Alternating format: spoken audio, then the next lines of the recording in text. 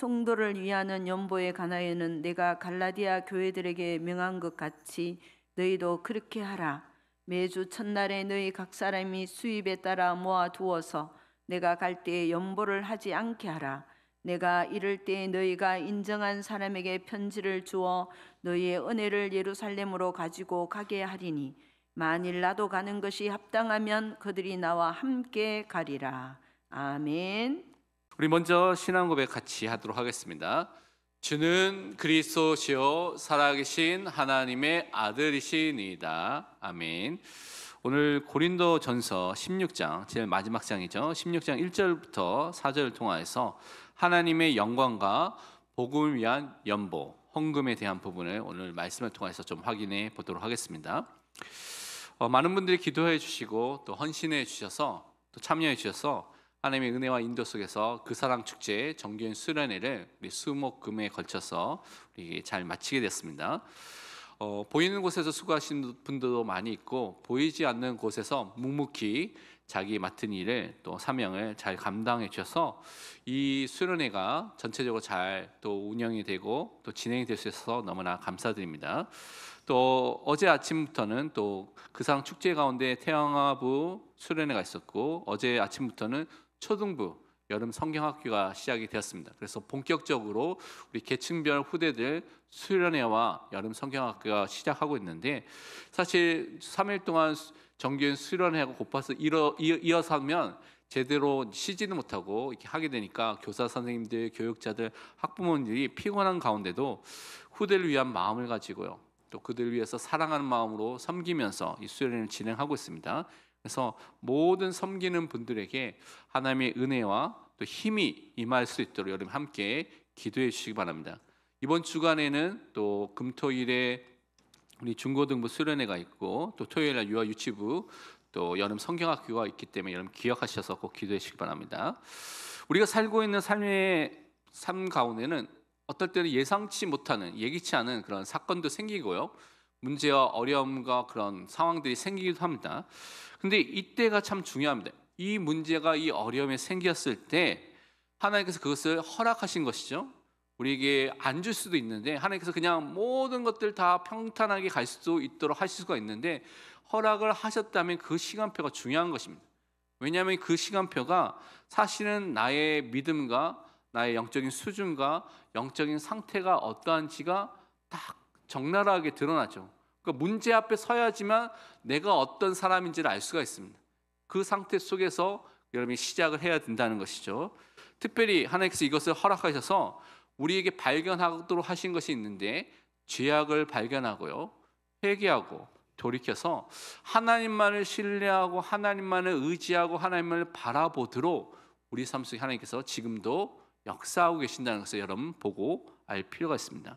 그래서 신앙생활은 저는 하면 할수록 우리가 하나님을 정말 신뢰하는 것들을 배우고 그 속에서 살아가는 것들을 우리에게 원하시구나 라는 것들을 계속해서 생각하게 됩니다. 성경을 통하여서 우리가 반복해서 보게 되는 것이 무엇입니까? 여러분이 예레미야와 지금 에스겔을 계속 읽고 있는데 계속 읽으면 읽을수록 하나님께서 선지자를 계속해서 보내셔서 예레미야, 에스겔 계속 말씀해 주셔서 뭘 말씀하십니까? 우상을 다 버리고 하나님께로 돌아오라 라고 계속해서 반복해서 계속해서 말씀하고 있는 것입니다. 이것을 통하여서 하나님께서 그들이 회개하여서 하나님께 돌이켜서 하나님만을 신뢰하는 그 하나님의 백성으로 세우도록 계속해서 말씀을 주고 있습니다. 그런데 많은 백성들이 어떻게 살고 있습니까? 많은 사람들이 자기가 더 사랑하는 것들을 위해서 더 의지하고 바라보고 붙잡고 있는 그 우상들을 위해서 모든 것을 닫고 살아갔습니다. 유대 민족들은 어느 정도로 했냐면 그 가나안 족속의 우상을 따라서 자기 자녀를 불태우는데 번제를 드릴 정도로 우상 숭배를 했다고 성경은 말하고 있는 것이죠. 그래서 하나님께서는 그 모든 것을 계속해서 버리고 회개하고 돌아오도록 말씀하셨습니다. 에스겔서 18장 30절에 말씀하기를 주 여호와의 말씀이니라 이스라엘 족속아 내가 너희 각 사람이 행한 대로 심판할지라 너희는 돌이켜 회개하고 모든 죄에서 떠날지어다 그리한즉 그것이 너희에게 죄악의 걸림돌이 되지 아니하리라. 성경적 회개는 뭐냐면 죄가 무엇인지 여러분 먼저 알고 있습니다. 죄를 깨달아야죠. 이게 죄구나. 내가 죄인이구나 라는 것을 먼저 깨닫고 알고 있어야 됩니다. 그리고 나서 이 죄에 대해서 증오하고 미워하고 하는 그 마음이 있어야 되는 것이죠. 그것을 끝나는 것이 아니라 이 죄에서 여러분이 돌이켜야 됩니다. 방향이 전환돼서 하나님을 향해서 사는 그 방향 전환이 일어나게 되는 것이죠. 하나님만을 의지하고 신뢰하고 바라보는 삶을 살게 되는 것이, 그것이 성경적 회개를 하는 것입니다. 그래서 성경에서는 돌이키라고 계속 말하는 것이죠. 하나님께로 돌아오라고 계속 우리에게 말씀해 주시는 것입니다. 근데 이러한 회개의 역사는 여러분이 공부를 한다고 해서 이루어지지가 않습니다. 여러분 돈이 있는다고 해서 여러분 회개의 역사가 일어나냐? 그렇지 않습니다. 회개의 역사는 하나님께서만 주실 수가 있는데, 우리가 구원받을 때 처음에 성령의 역사를 통하여서 하나님의 은혜로 우리에게 이 회개의 역사를 허락해 주시는 것입니다. 우리 안에 하나님의 말씀을 들을 수 있는 그 마음과 귀를 열어주시고요, 그 말씀에 반응하여서 그 말씀을 믿고 회개하고 하나님 위해서 살 수 있는 그 은혜가 임해야 되는 것입니다. 그래서 에스겔서 36장 26절 27절은 우리가 잘 아는 말씀을 이렇게 말씀하고 있습니다. 또 새 영을 너희 속에 두고 새 마음을 너희에게 주되 너희 육신에서 굳은 마음을 제거하고 부드러운 마음을 줄 것이며 또 내 영을, 성령을 너희 속에 두어 너희로 내 율례를 행하게 하리니 너희가 내 규례를 지켜 행할지라. 하나님께서 하시는 것입니다. 구원은 하나님께서 이미 예정하시고 선택하셨고요, 하나님의 시간표에서 전도자를 통하여서 말씀을 가진 사람을 통하여서 복음을 듣도록 하시면서 하나님께서 새 영과 새 마음을 우리에게 주시는 것입니다. 그리고 우리에게 성령의 역사를 통해서 어떻게 합니까? 굳어진 마음들이 다 제거되고 부드러운 마음을 가지고 하나님의 말씀을 들을 수 있는, 그 말씀을 행하고 순종할 수 있는 그 은혜가 우리에게 임하게 되는 것입니다. 이것이 하나님께서 행하는 구원의 역사와 회개의 역사가 우리에게 임하는 것입니다. 그래서 여러분이 성령의 역사 속에 하나님의 말씀에 순종할 수 있는 그 은혜가 나에게 또 우리 가정에게 임할 수 있도록 항상 기도하시길 바랍니다. 이 구원받을 때 또한 기억할 것이 죄에 대한 죄책, 형벌받고 정죄받아야 될 것은 즉시로 사라지게 됩니다. 그리스도 예수 안에 있는 자는 더 이상 정죄함이 없습니다. 그래서 더 이상 우리는 지옥에 가지 않습니다. 그러면서 우리 안에 죄에 대한 부패와 오염인데 그 많은 부분이 씻겨져 나갔습니다. 그런데 조금 남아있는 부분이 있습니다. 이 남아있는 부분이 우리는 또 다른 단어 죄성이라고 말합니다. 그래서 이 죄성을 통하여서 우리가 이 땅에 살아갈 때 성화되어가는, 거룩해져가는 삶을 살아가야 되는데, 때로는 우리가 우리의 육신의 정욕을 따라서 우리가 선택해서 죄를 지을 때가 있죠. 그 죄를 지을 때 우리는 예수 그리스도의 그 보혈과 십자가를 의지하면서 그리스도의 이름으로 회개하면서 기도할 때 우리는 하나님 앞에 나아가고 그 은혜를 회복하게 되는 것입니다. 그래서 우리는 지속적인 회개가 구원 이후에도 계속해서 필요한 존재입니다. 왜냐하면 우리가 성화의 완성이라는 죽음, 그 이후에 부활의 그 시간표가 가기 전까지 이 땅에 살 때는 성화의 시간표 속에 살고 있는데, 그래서 죄와 싸워야 되는 것이죠. 죄와 싸우기 위해서 우리가 말씀과 기도로 싸우고 거룩해지며, 또한 죄를 지을 때는 회개를 통하여서 우리가 하나님 앞에 나아가는 일을 하는 것입니다. 요한에서 1장 9절은 그래서 우리에게 이렇게 말씀하고 있습니다. 만일 우리가 우리 죄를 자백하면 그는 미쁘시고 의로우사 우리 죄를 사하시며 우리를 모든 불의에서 깨끗하게 하실 것이요. 우리가 죄를 인정하고요, 자백하고요, 그것을 시인하고요, 회개할 때 하나님께서 우리에 대한 모든 죄를 다 용서해 주셨습니다. 죄책을 다 제거해 주셨습니다. 우리에게 있는 이 불의를 깨끗하게 계속해서 씻어나가는, 그래서 우리가 회개를 통해서 거룩해져가는 그 삶을 우리에게 계속해서 허락해 주시는 것입니다. 그래서 내 재성을 따라서 내가 주인 데서 내 마음대로 행하는 모든 것들을 버리고 예수 그리스도를, 하나님만을 신뢰하는 삶을 살 수 있는 은혜가 임할 수 있도록 기도하시길 바랍니다. 그러면서 우리가 살아갈 때 때로는 연약함들, 해결되지 않는 문제들이 있을 수가 있죠. 그것 때문에 많은 사람이 낙심하는 경우가 많이 있습니다. 근데 성경에서는 그런 상황에서 낙심하지 말고 그리스도의 은혜와 하나님의 능력 속에 더욱더 날마다 들어가도록 우리에게 말씀하고 있는 것입니다. 여러분 삶 속에 예수 그리스도를 믿고 난 이후에 모든 문제가 아무것도 하나도 문제가 되지 않고 또 문제가 생기지 않고 그냥 평탄한 길만 걷게 될 거라고 생각하는 분도 있었을 것입니다. 그런데 성경에 보니까 성경에 있는 인물들이 그렇지 않았습니다. 이상하게 예수를 믿는데 하나님을 더 의지하면 의지할수록 더 큰 문제가 올 때도 있고요, 더 큰 고난이 올 때도 있었습니다. 하나님께서 주시지 않을 수 있는 그런 능력이 있는 창조주도 되시고 전능자 되신 하나님인데 그것을 허락하셨죠. 허용하셨죠. 그러면 그것이 너무나 중요한 의미가 있습니다. 그런데 많은 사람들이 그런 고통과 문제가 해결이 안 되면 어떻게 합니까? 여러분, 그런 문제가 여러분이 지금 갖고 있는 그 문제 해결이 안 된다면 여러분 어떻게 하겠습니까? 많은 사람들이 어떻게 합니까? 불평하겠죠. 원망하겠죠. 이스라엘 백성들이 자기가 먹을 것이 없으니까 이 이스라엘 백성을 인도했던, 광야로 인도했던, 출애굽 이후에 인도했던 모세와 그 지도자들을 욕하고요, 원망과 불평하고 결국 어떻게 합니까? 하나님에 대해서 원망하고 불평하고 불신앙했죠. 우리가 그렇게 쉽게 그렇게 될 수가 있습니다. 핑계대고요. 때로는 낭망하여서 무기력하거나 자포자기에 빠지죠. 나는 안 되구나. 그래서 자포자기에 빠지는 사람도 많이 있는 것을 보게 됩니다. 그런데 성경은 하나님의 사람들이 그 낙심할 만한 그 상황에 분명히 안 된다고 할 수밖에 없는 그런 실패의 자리에서 하나님의 뜻과 계획을 발견한 것을 우리에게 꼭 말씀하고 있습니다. 바울은요, 자기가 갖고 있는 문제, 육체의 가시라고 말하는, 사단의 사자라고 말하는 문제가 있었습니다. 그래서 어떤 사람들은 간질이다, 어떤 사람은 안질이다. 간질은 뇌에 문제가 있어서 갑자기 거품을 이렇게 내고 쓰러지는 그런 질병이죠. 때로는 안질이다, 눈에 심각한 병이 있다. 자기가 밝히지 않았기 때문에 뭔지는 정확하게 우리가 알 수가 없습니다. 그런데 간절히 3번 기도했습니다. 여러분, 바울이 누굽니까? 귀신을 쫓아내기도 하고요, 병든 사람을 일으키기도 하고요, 하나님의 능력을 행했던 그 기적이 그를 통해서 나타냈던, 너무나 기적을 행했던, 많은 사람을 살렸던 그런 능력의 하나님의 종 아닙니까? 그런데 자기에게는 해결되지 않는 문제가 있는 거예요. 3번이나 간절히, 그냥 기도하는 게 아니라 간절히 하나님께 기도했는데 응답이 안 되는 것입니다. 그럼 어떻게 하겠습니까? 하나님 정말 믿어야 될까라는 고민이 들까요? 근데 이때 바울은 뭐라고 했습니까? 하나님의 뜻을 발견하겠습니다. 하나님께서 이렇게 말씀해 주셨죠. 고린도 후서 12장 9절에서 10절 말씀 우리 함께 고백하도록 하겠습니다. 나에게 이르시기를 내 은혜가 내게 족하도다. 이는 내 능력이 약한 데서 온전하여 짐이라 하신지라. 그러므로 도리어 크게 기뻐함으로 나의 여러 약한 것들에 대하여 자랑하리니 이는 그리스도의 능력이 내게 머물게 하려 함이라.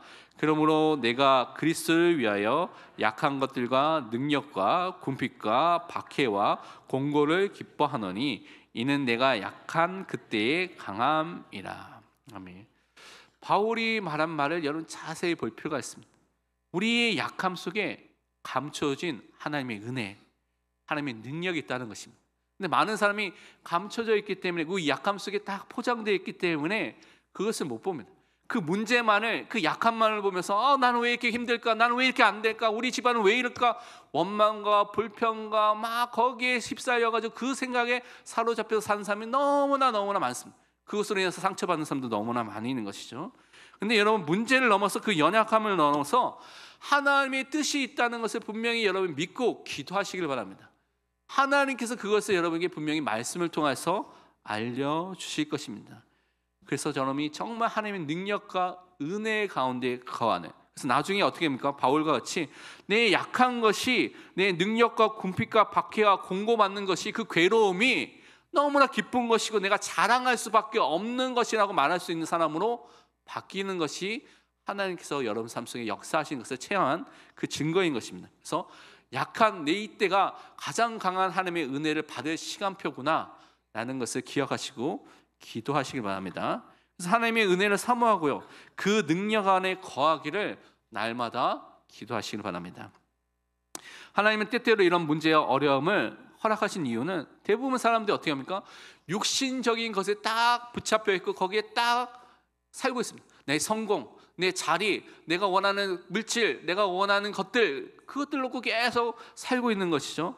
그런데 하나님께서 그것도 필요하지만 그것을 넘어서서 너는 지금 어떻게 살아야 되냐? 하나님의 백성을, 하나님의 자녀로 너를 불렀기 때문에 지금 너는 하나님의 말씀으로 살아가야 된다는 것을 배우도록, 깨닫도록, 그 말씀대로 살아가도록 어려움을 주시는 것입니다.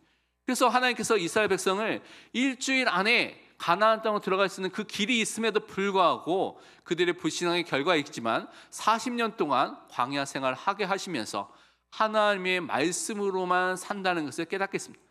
만나를 먹고요, 메추라기를 먹고요, 물을 먹고요, 구름 기둥과 불 기둥을 통해서 그들을 보호하시는, 하나님께서 그들을 살피시고 보호하신다는 것을 사실적으로 체험한 그 광야 세대를 통해서 가나안 땅 정복을 하게 된 것입니다. 그래서 아무 문제 없도록 하시는 것이 아니라 문제 속에서 나의 죄성을 깨닫고요, 그것을 넘어서서 하나님의 말씀으로 살 수 있는 은혜를 우리에게 허락해 주시는 것입니다. 그래서 우리는 이제는 자신만을 위해서 사는 존재가 아니라 하나님을 위해서, 그리스도를 위해서, 다른 형제 자매와 교회를 위해서 살 수 있는 믿음의 사람으로 여러분을 바꾸어 주는 것입니다. 너무 자기 이익 중심으로, 자기 자아 중심으로 그렇게 살았던 이기적인 존재에서 이제는 복음과 하나님 위해서 살 수 있는 이타적인 존재로 여러분을 바꾸어 주시는 것입니다. 그래서 여러분 인생이 복음 안에, 하나님 말씀 안에 있을 때 여러분 인생이 참되게 하나님이 원하시는 대로 변화가 일어나게 되는 것입니다.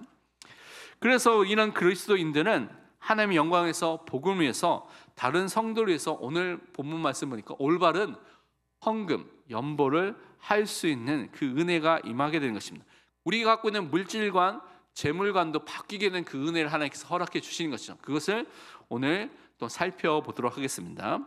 첫 번째, 우리 본문을 통해서 볼 것은 첫 번째로 하나님의 자녀답게 올바른 헌금을 드릴 수 있는 부분을 우리가 말씀을 통해서 확인해야겠습니다. 오늘 1절에 보니까 이렇게 되어 있습니다. 우리 함께 본문 고린도전서 16장 1절 말씀 함께 읽도록 하겠습니다. 성도를 위하는 연보에 관하여는 내가 갈라디아 교회들에게 명한 것 같이 너희도 그렇게 하라. 아멘. 성도를 위한 연보를 드리라고 오늘 말하고 있죠. 1절에 말하고 보면. 근데 이것은 교회가 하나됨을 위해서 드리는 것이고요. 그래서 성도의 의무를 다해서 이 헌금을, 연보를 드리라고 말하고 있습니다. 여기서 연보라는 단어는 로게이아라는 그 헬라어를 쓰게 됩니다. 그러니까 이거 의미는 수집하다, 수집, 그 모으는 것이라는 것이죠. 모음.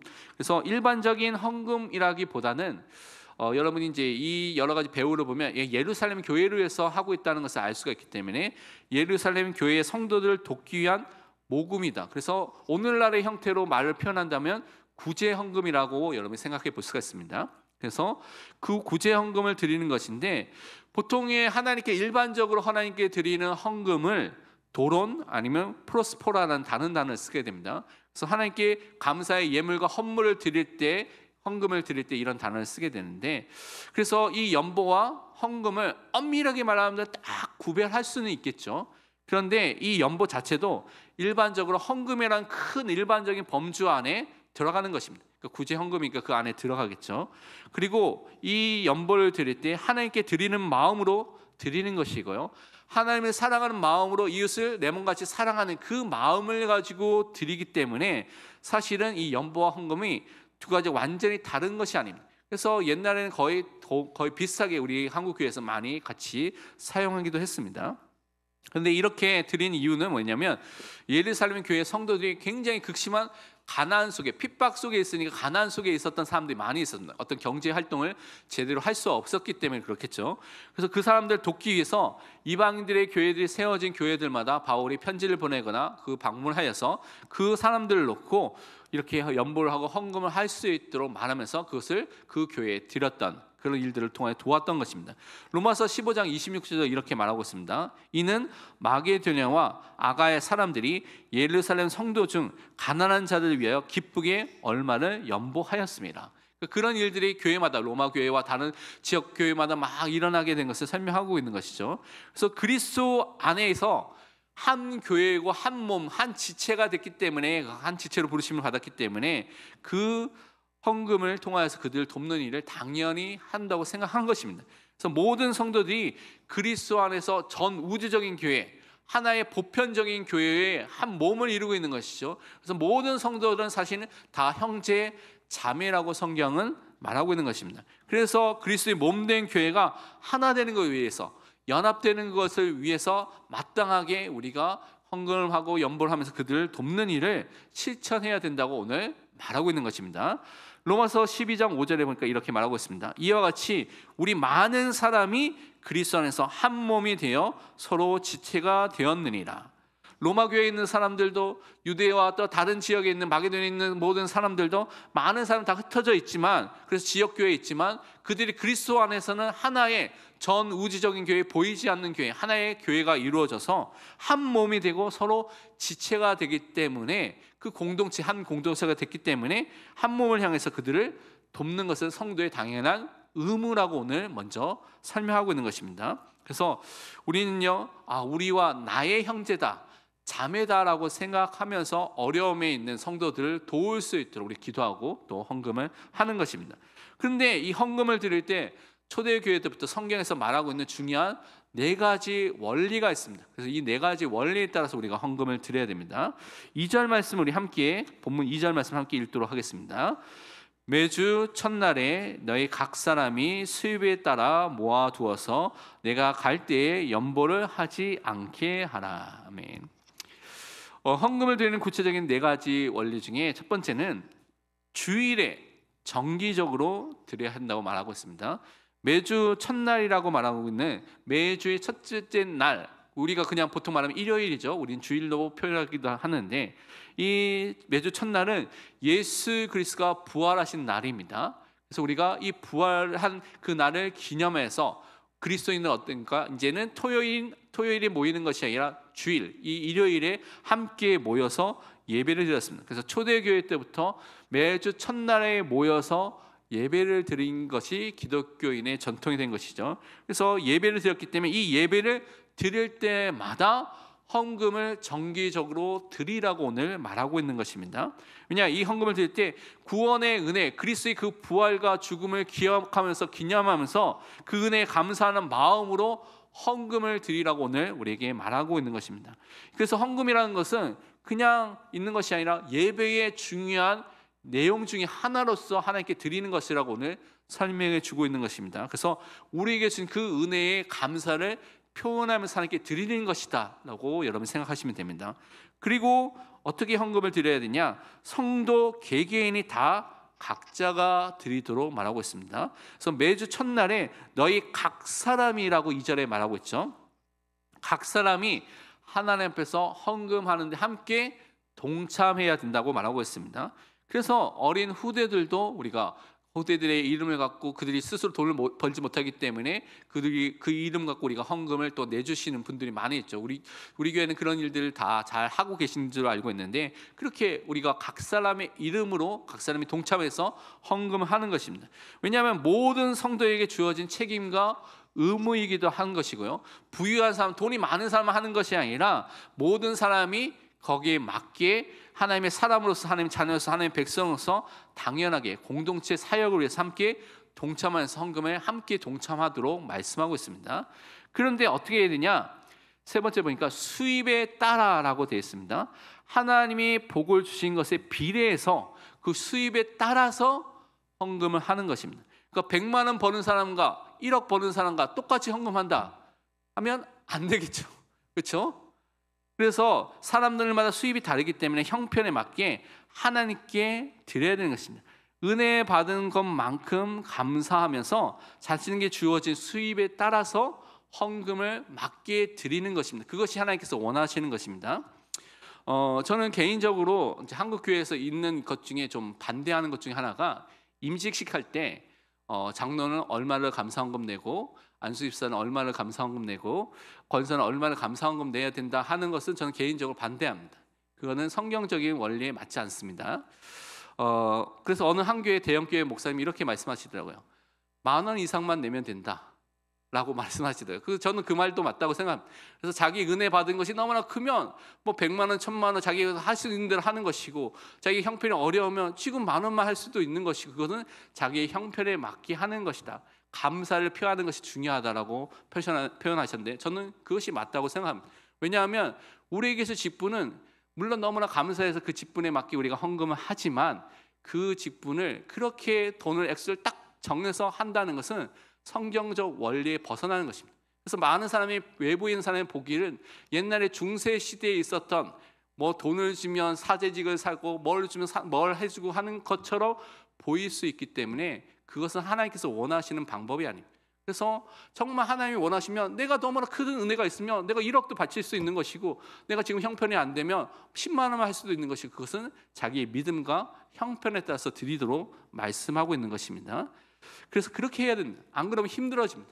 저희 아버지가 목회자인데 지금부터 한 40년 전에, 한참 전에 이제 교회가 개척한 지 얼마 안 되고 조그만 교회에서 부흥회를 했다고 합니다. 부흥회에서 막 목사님이 부흥사 와가지고 막 은혜를 주면서 헌금을 작정해서 헌금하십시오 하면서, 그래서 아버지가 너무나 은혜를 받아서 헌금을 작정했다면, 근데 어떻게 작정했냐? 그 당시에 500만 원을 작정했다고 하더라고요. 지금 보면 한 5천만 원 이상 헌금을 작정한 것 같습니다. 근데 여러분, 지금도 목회자 사례가 적지만 그 당시는 한 40년, 뭐 50년 전에 목회자 사례는 정말 작았습니다. 그래가지고 저희 아버지 그것 때문에 한참 동안 굉장히 힘들었다라고 말씀하시더라고요. 애들 키우면서 한참 힘들었다고 말하는데, 그러니까 헌금을 그렇게 드려서는 안 됩니다. 너무나 은혜 받아가지고 갑자기 할 수가 있는데, 네 번째 원리가 그래서 중요한 것이죠. 모아두어서라고 되어 있습니다. 미리 계획을 세워서 하나님의 뜻에 맞게 헌금을 드리라고 말하고 있습니다.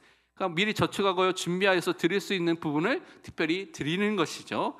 근데 충동적인 마음으로 막 은혜 받아가지고 막 내가 5천만 원 하겠습니다, 1억 하겠습니다 했는데 그것이 일생의 서원으로 발휘돼가지고 그 때문에 교회에 안 나온 사람들도 현장에서 전도하다 보면 여러분 만나지 않습니까? 그러니까 그렇게 되지 않도록 해야 된다는 것입니다. 이미 기도하고 준비하고 계획적인 마음으로 드릴 수 있도록 헌금을 드리는 것이죠. 그래서 저는 뭐 절기 헌금 같은 경우에는 1년에 한 5번, 4번, 5번 정도 드려야 될 중요한 절기와 그런 시간표가 있죠. 그러면 저는 기도합니다. 제가 드리는 보통 11조가 있는데 11조보다 더 드릴 수 있도록, 감사헌금 드릴 수 있도록, 될 수 있으면 11조보다 2배 이상 드릴 수 있도록 기도합니다. 그래서 저에게 주어진 또 여러 가지 응답을 주시면 그 돈을 모아다가 그렇게 헌금을 드리거든요. 그래서 하나님께서 주신 만큼 계획을 세우고 기도하면서 인도함을 받는 것입니다. 그래서 우리가 하나님께 먼저 기도하고요, 계획을 세워서 하나님께 기도하면서 이 헌금을 드릴 수 있도록 해야 되겠습니다. 그러면서 이 헌금을 드릴 때는 투명하고 신중하게 이 모든 것들을 해야 됩니다. 헌금을, 연보를 전달하고요, 다루는 모든 것들을 올바로 해야 되는 것입니다. 오늘 본문 3절 4절 말씀을 우리 함께 읽도록 하겠습니다. 내가 이럴 때에 너희가 인정한 사람에게 편지를 주어 너희의 은혜를 예루살렘에 가지고 가게 하리니 만일 나도 가는 것이 합당하면 그들이 나와 함께 가리라. 아멘. 바울은 연보를 전달할 사람을 자기 마음대로 막 고를 수 있는 그런 사도의 권위가 있고 능력이 있죠. 그런 수준이 되죠. 근데 그렇게 하지 않고 고린도 교회에서 성도들이 실제로 사람들을 조사하고 추천하고 그래서 선출할 수도 그들에게 말한 것입니다. 그러니까 재정에 있어서는 모든 그 과정과 모든 것들이 투명하게 교회가 사용하고요, 자발적으로 참여할 수 있도록 하면서 움직여 나가는 것입니다. 그래서 투명하게 보고하고 투명하게 사용하고요, 투명하게 감사받도록 하는 것이 하나님께서 원하시는 것입니다. 그래서 많은 교회들이 간혹 가다가 큰 교회의 재정적인 문제가 생긴 것이 그런 투명한 절차들이 사라지기 때문에 문제가 생기게 되는 것입니다. 그래서 이 일을 하게 되는데 바울은 오늘 이 본문 말씀에 이 연보를 은혜, 카리스라는 은혜라고 말하고 있습니다. 그래서 하나님께서 주신 그 은혜에 감사해서 은혜의 선물로서 우리가 이 연보, 헌금을 하나님께 드린다는 사실을 꼭 명심해야 되겠습니다. 때로는 그러면서 바울은 자신이 쓰게 된 그 편지, 추천서, 신임장이 필요하다면 그것을 써서, 그래서 바울이 동행하면서 함께, 그래서 이 일을 통하여서 이 일을 올바르게 공정하게 헌금을 전달할 일을 완수할 수 있도록 돕겠다라고 말하는 것이죠. 다른 말로 자기가 독단적으로 할 수 있음에도 불구하고 그렇게 하지 않고요, 신중하게 함께 이 일을 하겠다고 말해 준 것입니다. 하나님을 위해서, 교회를 위해서 헌금을 신중하게 다루고 사용하는 것이 모든 목회자, 중직자, 성도, 후대가 가져야 될 마음입니다. 그러면 이 근거를 통하여서 우리가 두 번째 붙잡아야 할 것이 하나님의 영광을 위해서, 복음을 위해서 헌금을 드릴 수 있도록 기도하고 또 하나님 앞에 서야 되겠습니다.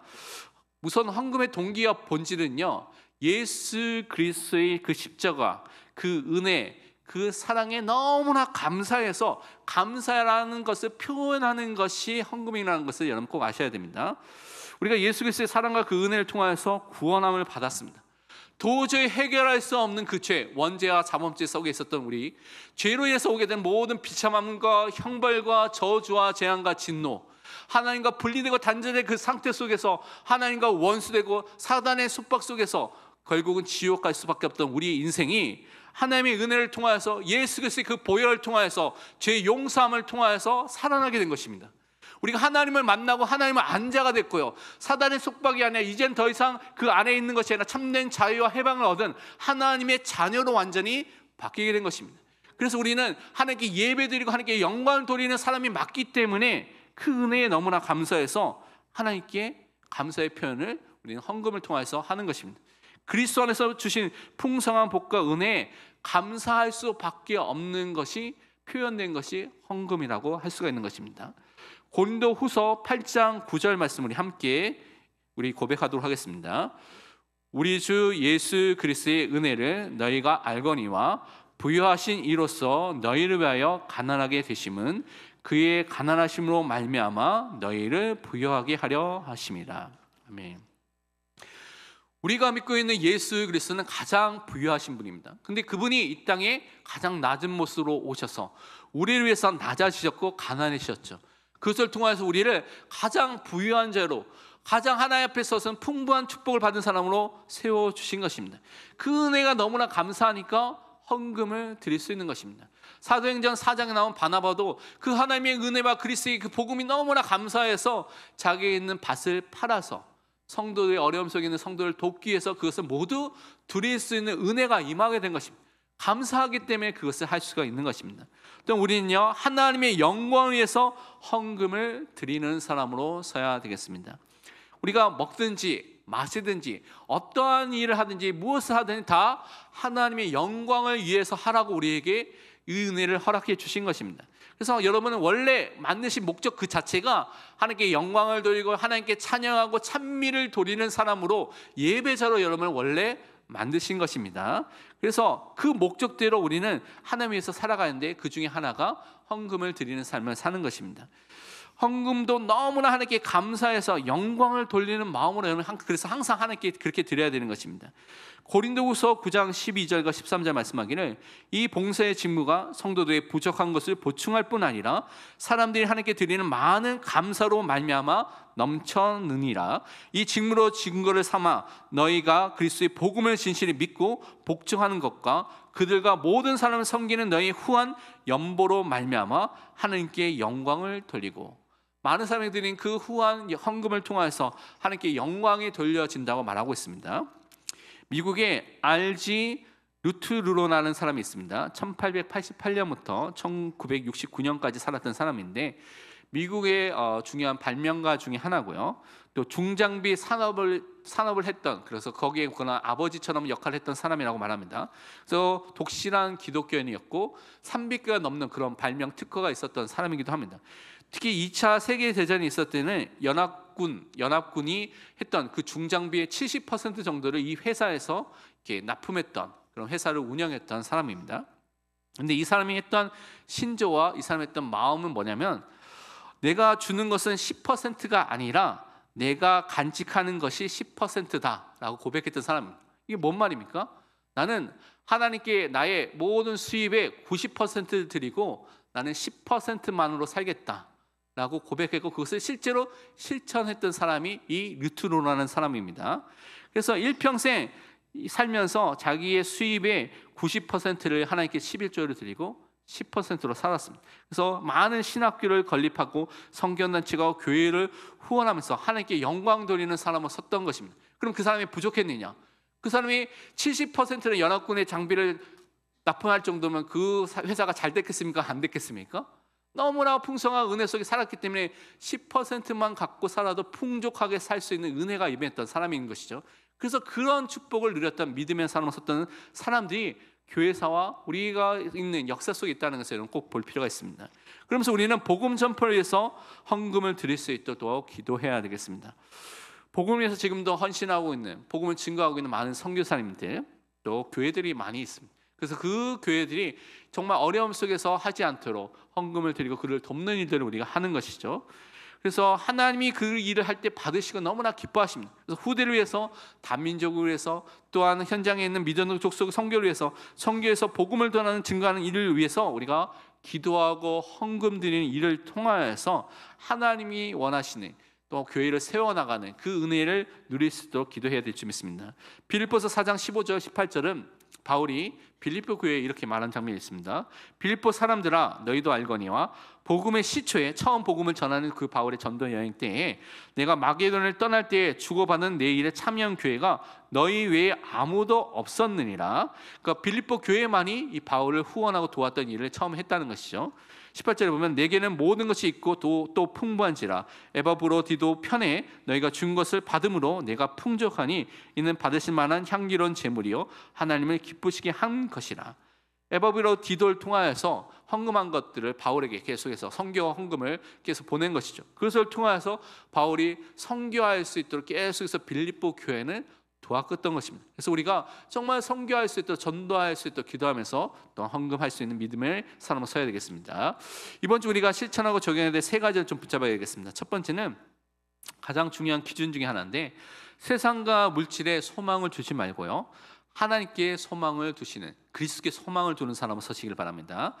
디모데전서 6장 17절에 말씀하기를 내가 이 세대에서 부한 자들을 명하여 마음을 높이지 말고 정함이 없는 재물에 소망을 두지 말고 오직 우리에게 모든 것을 후히 주사 누리게 하시는 하나님께 두며 하나님께만 여러분의 소망을 두시길 바랍니다. 두 번째로 꼭 기억할 것이 여러분 재물의 청지기로서 그 부르심을 받은 자입니다. 하나님께서 주신 것을 여러분이 관리하다가 그것을 하나님께 기쁘게 드리는 사람으로 서는 것이 너무나 중요합니다. 역대상 29장 14절 다윗의 고백이죠. 우리 함께 고백하도록 하겠습니다. 나와 내 백성이 무엇이기에 이처럼 즐거운 마음으로 드릴 힘이 있었나이까? 모든 것이 주께로 말미암아 싸우니 우리가 주의 손으로 받은 것으로 주께 드렸을 뿐이니이다. 다윗의 고백은 내 것이 아니라고 고백했죠. 하나님께서 주신 것을 하나님께 드렸다고 고백했습니다. 이게 청지기적 사고를 갖고 있는 것이죠. 그래서 그 마음을 가지시길 바랍니다. 세 번째로 계속해서 진행되는 여름 성경학교, 여름 후대 수련회에 참여한 후대를 위하고 여러분 정말 마음을 담고 기도해 주시기 바랍니다. 그들의 인생에서 가장 중요한 시간이 될 수 있도록, 변화되고 회개하는 그 시간이 될 수 있도록, 예수님이 인격적으로 만날 수 있는 시간이 될 수 있도록 기도하시길 바랍니다. 누가복음 23장 28절에 예수님께서 이렇게 말씀하셨죠. 예수께서 돌이켜 그들을 향하여 이르시되 예루살렘의 딸들아 나를 위하여 울지 말고 너희와 너희 자녀를 위하여 울라. 그 말씀을 기억하시고 우리 자녀와 후대를 위해서 정말 기도하시길 바랍니다. 함께 우리 기도 제목 갖고 기도하고 제가 마치는 기도하겠습니다. 우리의 굳은 마음을 하나님의 은혜와 성령의 역사 속에서 부드럽게 변화시켜 주셔서 회개할 수 있도록 기도해 주시고요. 우리 연약이 예수 그리스도의 능력과 은혜 가운데 거하는 가장 중요한 수단과 통로인 것을 알고 감사할 수 있도록 성도를 돕는 연보와 하나님의 영광과 복을 위한 헌금을 기쁜 마음으로 드릴 수 있는 믿음의 사람 될 수 있도록 함께 하시면서 기도하겠습니다. 기도하겠습니다. 하나님 참으로 감사합니다. 우리에게 있는 많은 어려움과 문제가 우리가 하나님께로 돌이키며 회개하며 하나님의 능력과 은혜 속에서 하나님만을 신뢰하는 사람으로 설 수 있도록 인도하시는 같은 것을 믿고 하나님만을 바라보게 하여 주옵소서. 우리가 헌금을 통하여서 하나님께서 우리에게 주신 구원에 감사하며 감격하며 그 은혜에 감사를 돌리는 믿음의 사람으로 서게 하시고 공동체와 많은 사람들을 돕고 하나님의 영광을 위해서 전도와 선교를 위해서 헌금할 수 있도록 우리의 모든 산업 속에 하나님께서 축복하여 주옵소서. 감사드리며 살아계신 예수 그리스도의 이름으로 기도합니다. 아멘.